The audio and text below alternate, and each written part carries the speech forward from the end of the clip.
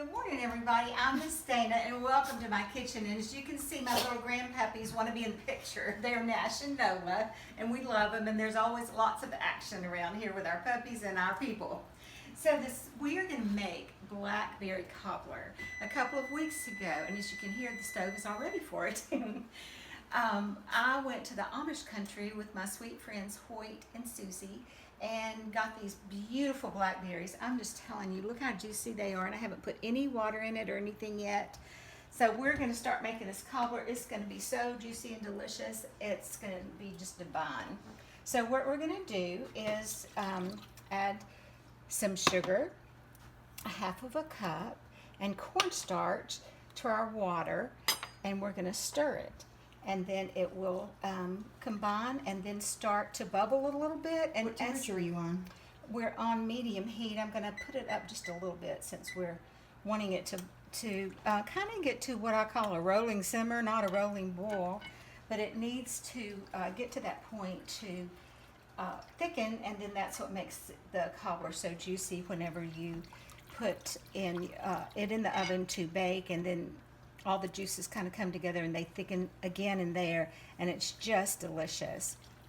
So while we're letting that kind of come to temperature, I'm going to show you, just to save a little time, we're going to sift our flour, which is 1 cup of flour,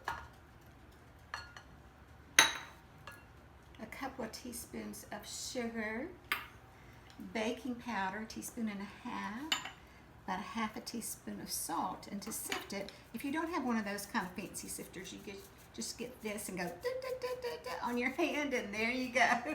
It's all ready for us. And then at the end, if you have any little lumps, you can take your spoon and scrape it, and I'll show you. We'll do that in just a minute. So it'll make it all come out, and so you'll have your full recipe. So here we are. We have a few little things, and this is my well, let me show you. This is my left-handed scraper that I got from the Amish country. So I'm going to scrape it all in like that, and then we are ready to go. So let's go over here and check our mixture and see if it's bubbling yet. Not quite. You know, cobbler, do you know why cobbler is called cobbler? You're asking me? I'm asking my daughter who's filming me. No, I don't. It's because the way the little the top looks, it looks like cobblestones. Oh, that's cute. So you can make cobbler different ways. You can actually put the batter in the bottom, and I have a great recipe in my book for that. This cobbler, we're going to put the batter on top, and it's kind of like little biscuits, and we make it with whipped cream. In my book, I also have a recipe for biscuits, whipped cream biscuits. They are delicious. And this is essentially the same recipe, but we're just putting it on top of the cobbler. So you can imagine these blackberries, just so gorgeous in all of this liquid. Then they'll make their own liquid as well. And then the topping, cream, butter, it's delicious. Y'all have got to try it. So my grandmother, I call her my Momo. She lived in a little country town in Louisiana called Vic. My puppies are still want my attention.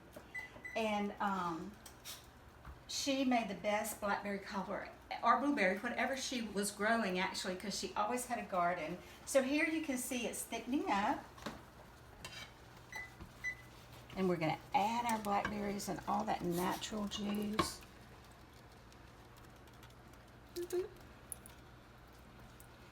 And then we are just going to squeeze the lemon. Need about a tablespoon of lemon juice. It kind of cuts into the sugar a little bit, and always makes it. Anytime you have something sweet, if you add a little salt, if you have something sweet, or add a little something sour, it makes the sweet come out. It just pulls out that flavor. So there you go. Look how beautiful that is. We're going to let it just simmer just for a minute. So you're turning the temperature down now? I'm turning it down to kind of medium low. I know. Yeah, oh my goodness, y'all. I wish you could smell this. It smells so good. So we're going to come over here to our dough while that's happening. And we have 3 tablespoons of cold butter. And we're going to cut it into our flour mixture. And so if you have one of these little pastry cutters, they're easy to use. If you don't, you can use 2 knives. I know some people just use their hands and just kind of manipulate it until the butter gets into be little dots in the flour. And what happens is these little pieces they'll kind of stay thick until they start to cook, and then they melt into that dough, and it is absolutely delicious. So you can see we have our flour with little bits of dough in it, these little bits of butter. Looks delicious, doesn't it? Well, it will in a minute anyway. It's butter and dough. How could it not be good? Butter and dough, and fix and put whipped cream in, so all good things for sure. Okay, let's give this just another round or two. This is actually the first time I've used a pastry cutter. Really? Yep, I always just use 2 knives, and then I thought, well, And I've heard it's better to do that because it keeps the butter cold, right? yes. So anyway, this is gonna work real nice. And before I put my whipping cream in, anytime you're making biscuits or something, some kind of dough, and you're adding the liquid to it, I find that in fact, some recipes actually say this in the recipe, if you kind of make a well in the middle of it and then add the liquid, then I'll show you how it comes together really well. Okay, so here is our blackberry mixture. Uh-oh, I hear Puppy's got a hold of something. Uh-oh. Puppy's got a hold of something to eat, I'm sure, but we'll find it and take it out. Okay, we're going to put this in. You can see it's thickened up. We're going to put it in our baking dish. Now, you can make this in a cast iron skillet, which honestly I usually do, and serve it that way, but I thought we'd send these along to a party that my daughter's going to. They are celebrating this lady who has found a kidney, and so we're all so happy and grateful for people who are organ donors, and I thought that they might enjoy this. What do you think, Charlene? Oh, yeah. Okay, so we have all of our dry ingredients, our butter in, and we're gonna take this butter. Now, I'm gonna wash my hands one more time, but I did wash my hands before we start, but you can never wash your hands enough in the kitchen, I'm sure. People think, and I agree with them. So what we're gonna do is take, this is about 5 tablespoons of butter, and you just dot your whole top of your berries with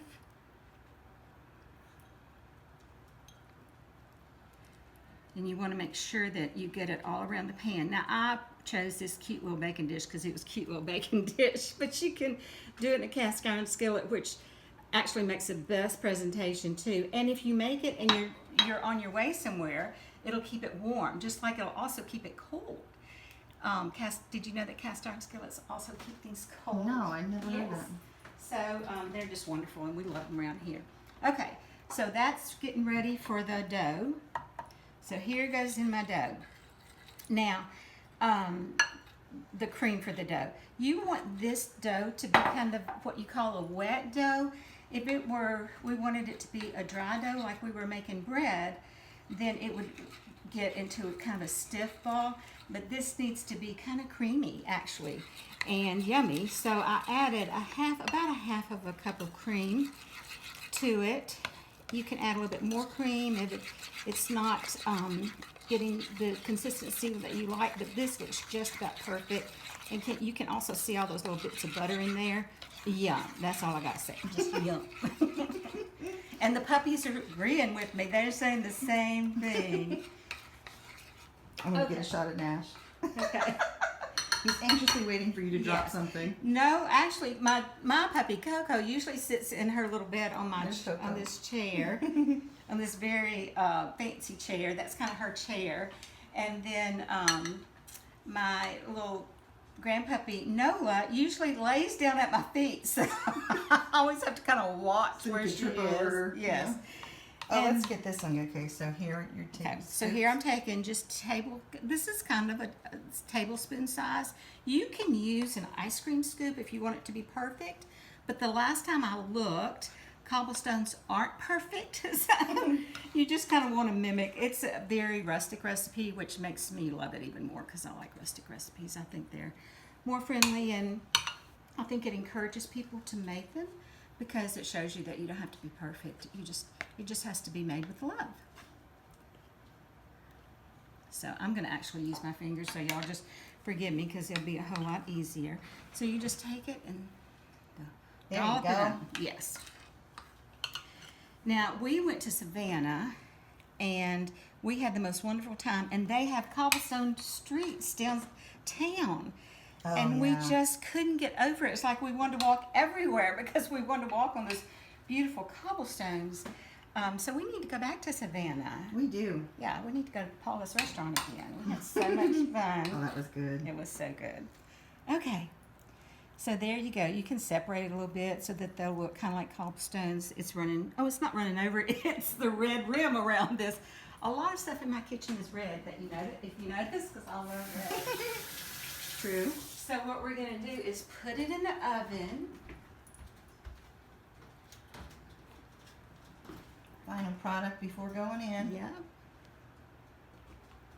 Oh, it is really juicy. I'm going to add a magic video. I have one coming out. So I'm going to, and what I did was, oh my gosh, y'all just take a look at this. That's how it gets bubbly and yummy. Oh, it's so delicious.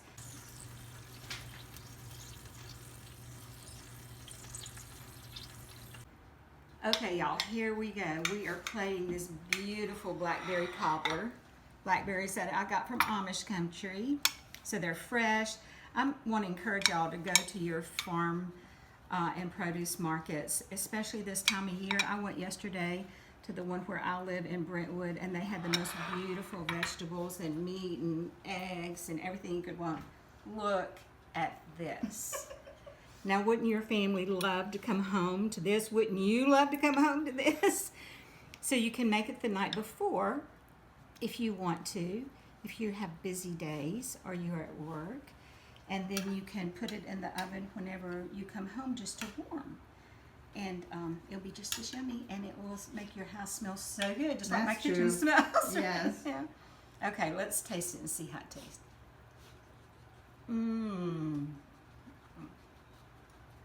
Y'all gotta make this. Like, I think maybe even today. Even if you can't go to the Amish country and get those blackberries, go to the store and get some frozen ones, but this is delicious. Thank you for joining me today. We're gonna finish this off probably pretty quickly. I'll see you next time.